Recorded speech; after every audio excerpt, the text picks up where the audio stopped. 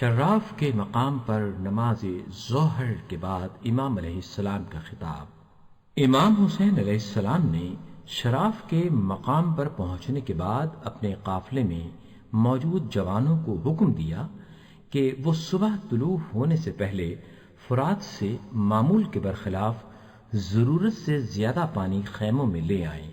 اسی دن ظہر سے پہلے شدید گرمی میں حر ابن زیاد ریاحی 1000 سپاہیوں کی قیادت کرتے ہوئے شراف پہنچے۔ جب امام حسین علیہ السلام نے راستے کے گرد و غبار میں اٹے ہوئے بھاری اسلحوں کے بوجھ سے تھکے ماندے ہونے کے ساتھ ساتھ پیاس کی شدت سے نڈھال حر کے سپاہیوں کو دیکھا تو اپنے اصحاب و انصار کو حکم دیا کہ وہ ان سپاہیوں اور ان کے گھوڑوں کو سیراب کرائیں اور چل کر آئی ہوئی سواریوں پر حسب دستور پانی چھڑکیں۔ اصحاب نے امام حسین علیہ السلام کے حکم کی تکمیل کی۔ ان میں سے کچھ حر کے سپاہیوں کو پانی پلانے میں مشغول ہو گئے، کچھ نے پانی کے برتن بھر کے جانوروں کے سامنے رکھ دیے اور کچھ افراد سواری کے جانوروں پر پانی چھڑکنے لگے۔ حر کے سپاہیوں میں سے ایک شخص علی بن طعان محربی کہتا ہے، شدید پیاس اور تھکاوٹ کی وجہ سے میں اپنے لشکر کے تمام سپاہیوں کے بعد شراف کے مقام پر اس جگہ پر پہنچا جہاں لشکر ٹھہرے ہوئے تھے۔ اس وقت کیونکہ امام حسین علیہ السلام کے تمام اصحاب سپاہیوں کو پانی پلانے میں مشغول تھے، اس لیے کوئی میری طرف متوجہ نہ ہوا۔ اسی دوران خیموں کی طرف سے ایک جاذب نظر اور پروقار شخص میری طرف متوجہ ہوا۔ مجھے بعد میں معلوم ہوا کہ وہ حسین ابن علی علیہ السلام تھے۔ آپ پانی کی مشک اٹھائے ہوئے میری مدد کے لیے آگے بڑھے اور نزدیک پہنچ کر فرمایا، اونٹ کو بٹھاؤ۔ ابن طعان کہتا ہے کہ میں حجاز کی زبان سے ناآشنا ہونے کی وجہ سے ان کا مطلب نہ سمجھ سکا، لہذا آپ نے فرمایا، اونٹ کو بٹھاؤ۔ اب بات میری سمجھ میں آئی اور میں نے اپنی سواری کو بٹھایا اور پانی پر ٹوٹ پڑا، لیکن شدید پیاس اور گھبراہٹ کی وجہ سے پانی میرے سر اور چہرے پر بہہ رہا تھا اور میں صحیح طرح سے پانی نہیں پی پا رہا تھا۔ یہ حالت دیکھ کر امام حسین علیہ السلام نے فرمایا، مشکیزے کو دباؤ۔ میں پھر ان کی بات نہیں سمجھ پایا۔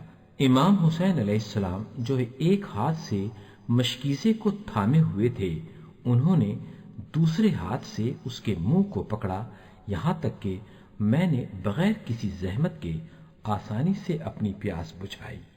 اس پرخلوص استقبال، مہمان نوازی اور کچھ دیر آرام کے بعد ظہر کی نماز کا وقت ہو گیا۔ امام حسین علیہ السلام نے اپنے خاص مؤذن حجاج بن مسروق سے فرمایا، خدا تم پر رحمت کرے، اذان اور اقامت کہو تاکہ ہم نماز پڑھیں۔ حجاج اذان دینے میں مشغول ہو گئے۔ امام حسین علیہ السلام نے حرص سے پوچھا، کیا تم ہمارے ساتھ ہی نماز پڑھو گے یا علیحدہ اپنے سپاہیوں کے ساتھ؟ حر نے جواب دیا، نہیں، ہم آپ ہی کے ساتھ باجماعت نماز ادا کریں گے۔ امام حسین علیہ السلام نے اقتدا کی اور آپ کے اصحاب حر اور ان کے سپاہی امام کے پیچھے کھڑے ہوئے اور سب نے مل کر آپ کے ساتھ نماز ظہر ادا کی۔